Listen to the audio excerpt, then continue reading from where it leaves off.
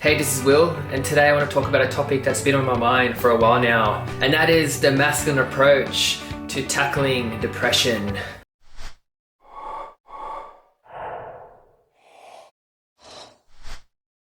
And I feel like there's a bit of a gap in this discussion area around men's mental health. You see, society does address this topic, but I feel like the angle sort of leans towards a more feminine approach. It sort of focuses more on showing more empathy and diving into feelings and being empathetic towards the person. And look, this approach does work for many people, but I find that if you resonate with being more masculine, then this approach may actually be detrimental to your condition. Think about it. Many professionals who work in this mental health field, generally they're going to be more empathetic by nature, which is directly associated to more feminine energy. But if you're a guy who's more in tune with his masculine side, then chances are you're going to feel a little bit disconnected with this approach.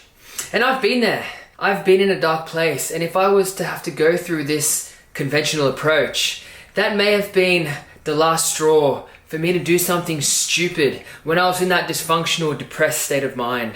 Through months of introspection and self-analysis, I've come to realize the root cause of my depression, and now I'm ready to share this strategy, this masculine strategy that might just hit home for some of us. Just a quick note, everything I say here is going to be very raw, very intense, and I haven't shared it with anyone in my entire life. Not my mum, not my partner, not any of my friends. And look, if you are someone who's currently grappling with depression and you have more of a feminine approach to life, then I highly recommend you not watch this video and go seek some professional help. Everything I share today is a product of my own direct experience and understanding how it all impacted me. So get ready to come on this journey to understand the origins of my battle with depression. So the first time this illness struck me, it came completely out of nowhere. It was about 10 years ago, and I was in a very good place mentally, physically, emotionally. I had good friends, good family. I was just in between relationships, so I was really enjoying the single life. I was playing a lot of poker at the time, and I remember I cashed out like 30k USD from an online cash game. Everything was just ticking along nicely. I remember I was consistently at the gym. I was about 3 years into my fitness journey, and I decided, you know what, I'm going to try some Psalms. So back then, there wasn't much research done on Psalms. It was something that people used to talk about on this bodybuilding.com forum, and it was basically advertised as legal steroids with no side effects. So you know what, I thought, I'm already on this fitness journey. I was all about, going to music festivals and getting shredded for it, so I thought, why not get involved? I jumped on it, and I remember about 4 weeks into this Psalm cycle, I was feeling great. I was about 30% stronger in all my lifts, and everything was rolling on, was sort of unraveling itself nicely. And then out of the blue, about 4 weeks into this Psalm cycle, I recall waking up one day and I was feeling a little bit lack of energy. It wasn't too bad, but I carried on with my day anyway. But then the day after, I woke up and this shadow of like guilt and negative energy just swamped my body. The best way I can describe it was like I just woke up in a dark place and I completely started feeling sorry for myself. And the fact that my life was perfectly in order, this actually fucked me up even more. I would just judge myself for being a fucking pussy, for fucking feeling sorry for myself when there's nothing wrong with your life. And back then I gave it to myself. Like I laid in bed and I was like, the things that would go through my head was like, you're a fucking piece of shit, you ungrateful little bitch. What the fuck is wrong with you? Your life is fucking perfect. Everything's in order. Everything is like perfect. What do you have to be fucking sad about? And I just gave it to myself. And I remember thinking to myself, like, there's children in Africa who are fucking hungry, and here you are being a little bitch, feeling sorry for yourself. And I just gave it to myself for like a good 3 days. And I remember I didn't want to eat. I recall not eating for 3 days. I'd get up and I'd drink some water, then I'd come back to bed and I just lay there and feel sorry for myself. And this is the part that's very scary. If you're more masculine by nature, you're generally a little bit more selfish overall. You sort of lack a little bit of empathy sometimes when you get too masculine. And this is what the part that scares me, right? Like when you have these deep negative thoughts and you're in that state of mind and you truly believe you don't deserve to be here because of how you feel. This negative emotion casts over you and you can't think rationally anymore. And you become in this dysfunctional state of mind. You don't know why you feel this way. Like, I don't think I would have done anything too stupid, hopefully. But I recall, after day 1, day 2, in that state of mind, I hit some pretty dark lows. And, at the time, I was really into my fitness journey. So eating enough protein was very fucking important. And the fact that I completely didn't eat for 3 days just shows how dysfunctional my mind got in that period. For the next few years, I always thought back to that period and I always dismissed it as just maybe it was a chemical reaction in the Psalms that triggered some hormonal imbalance and whatever. That was my way of sort of rationalizing how I felt at the time. It's actually completely different. That wasn't the reason at all, and I will go into the solution, what the actual outcome ended up being in the future. Yeah, that was really hard to talk about. But you see, I realized that ever since that incident, I vouched to completely stay away from any performance enhancement drugs, especially the ones that impact your hormones. Now, over the next 10 years or so, I'd get a taste of this feeling, and it generally happens after a bender. And that was the pattern I noticed. And usually I'd wake up and I would feel a bit terrible, so I'd have to force myself to go to the gym.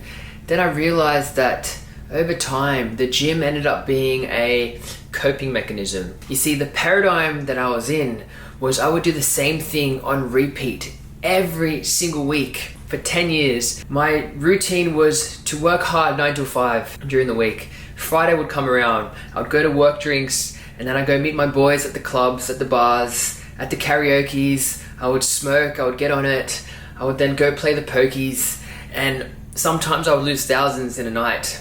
And then after a night out, we'd probably kick on at my place or kick on at a mate's place till the early mornings. And that was my life on repeat for almost 10 years. And I would wake up the next day disappointed in myself for having such a big night. I would look at my phone and I've lost a few $1,000s, and I'd be like, you're a fucking idiot. You have to go punish yourself now. So I would literally force myself to go to the gym, running on 3 hours sleep. I would look around and say, what can I do to punish myself today? So I'd literally go and do heavy squats and just do dumb shit like that, just so I can feel better. And I realize now that all of it was just one big self-sabotaging cycle. It's like you go out, you have a big night, the next day you feel sorry for yourself. So to feel better, you go to the gym and you try to sweat it out, and then you feel better, so you go do it all over again and again. And that ended up being the paradigm that I was in. The repetitions. For 10 fucking years I lived this way. And you can watch my video on paradigms to understand a little bit more about that. But you see, my attitude for life for the last 10 years was that I was only young once, and I've got my whole life to settle down, and money comes and money goes, and this is my prime to go out and have fun. But I lived in this delusion. And that's probably one of the things I was the most disappointed about, that it took me 10 years to finally snap out of this. But at the same time, I'm grateful because I'm able to then capture this message. And we're about to get to the fruits of this video, which is the root cause and the strategy that I have applied to sort of realize where this depression came from. So if you watched till now, thank you for your time, I really appreciate it. But let's dive into the fruits of this video. So I truly believe I have uncovered the root cause of my depression. And look, this next part is going to sound a little airy-fairy, so bear with me. You see, I truly believe that we all have a higher self. Call this God, call this the universe, call this your higher spirit, call this the best version of yourself that exists in a parallel universe somewhere. It's all pointing to the same thing. There is someone up here that's watching over you. And here, this is you. This is the identity that you have constructed. This is the depressed, nihilistic, feels sorry for themselves, doesn't know how to take responsibility, angry at the world, negative emotion, 24/7, mental illness. This is the identity that you've constructed. And when this and this gets too disconnected, this higher self, he respects your free will. He allows you to go on your life journey to try to figure it out. But you see, when this and this gets too disconnected, this motherfucker will send these little probes down in the forms of depression and other mental illness to make this person snap out of it. And this person has a choice. Does he listen to this person, or does he continue to self-sabotage and do the same thing on repeat? See, like I said, this person respects this person's free will. These negative emotions are sort of wake-up calls to say, I know what you're capable of being.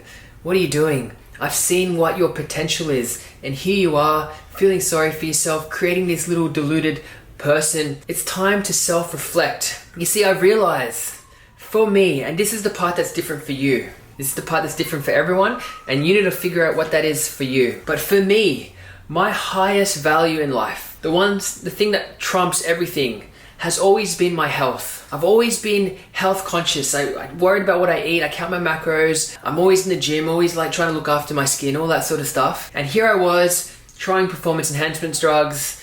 Here I was doing benders every weekend. That is a big disconnect. When there's unalignment deep inside your soul, this higher self will trigger these negative nihilistic emotions so you can wake up and figure it out. It's a disconnected. You have to start aligning this person to this person. This is how you snap out of this mental illness state. Since I stopped having benders only about a few months ago, my mind has been so clear. I've been able to wake up every day excited to tackle the day. My mind is crystal clear now. And I realized that my entire life, it's because I've been doing the same thing. I have potential to do something more. And here I was just being a chump, feeling sorry for myself. You have to realize what this is for you, right? You have to spend some time, really try to understand who this person is. What is the potential of this person? And then every single day you need to wake up and align yourself to this person. This is the person you wake up and serve every single day. And slowly over time, when you start to align yourself with this person, this is when your entire life will unravel itself. And you'll be one step closer into fulfilling the best version of yourself. And look, this is what CenturySet is about. It's about figuring out who you want to be, and then every single day doing repetitions in that direction to eventually fulfill this higher self and tapping into that version. Look, I'm only 3 months into my journey, so follow me along. You'll see me grow. As I grow, hopefully you grow. We're all doing this together. We're a team. I really appreciate you guys taking your time to watch this. I know it's a little bit airy-fairy, but thank you for your time. I hope you got something out of it. Yeah, thank you for listening. Have a good one. Peace.